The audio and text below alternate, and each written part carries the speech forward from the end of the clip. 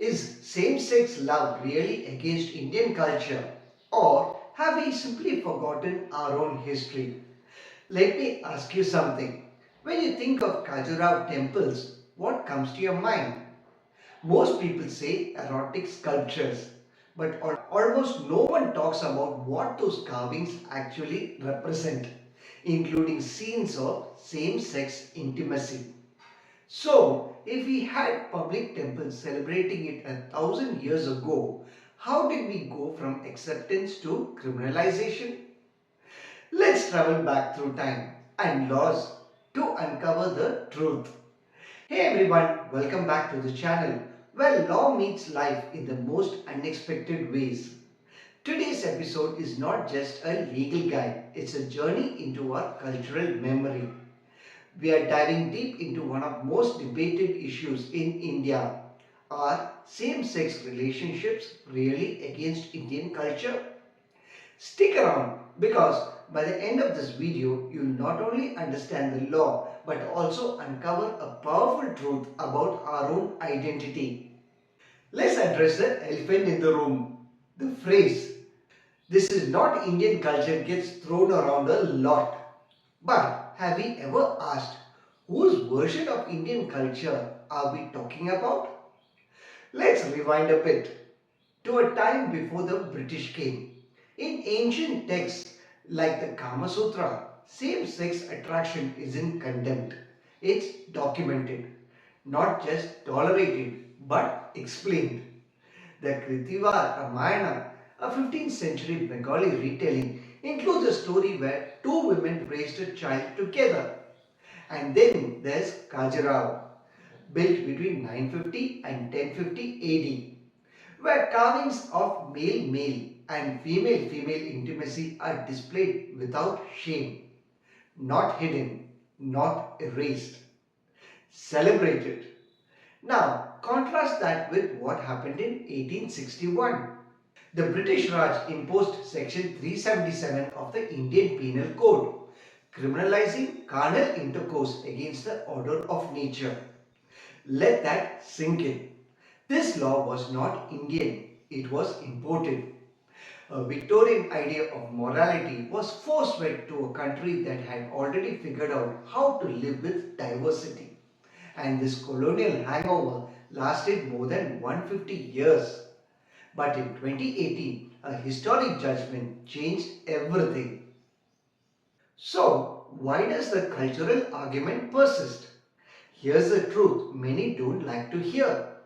We have confused traditional with colonial. In many Indian homes, especially when religion and tradition are brought up, people say it's not how we do things.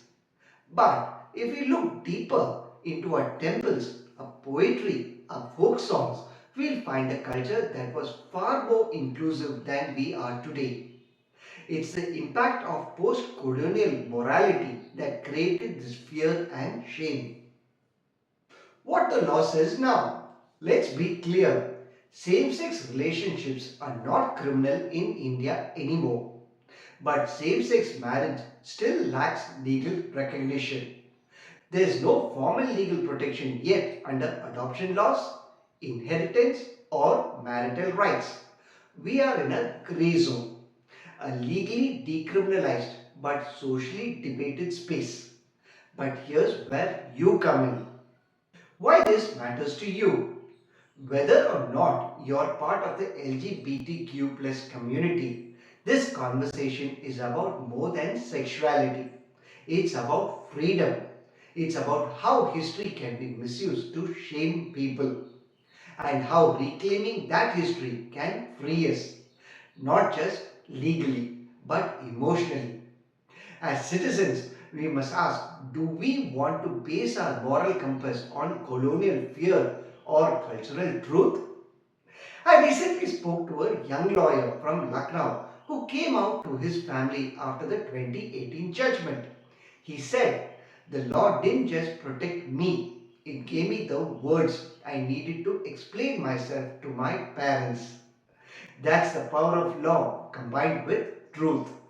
Not just protection, but understanding, healing. So, The next time someone says same sex love is not Indian, ask them, have you ever visited Khajuraho?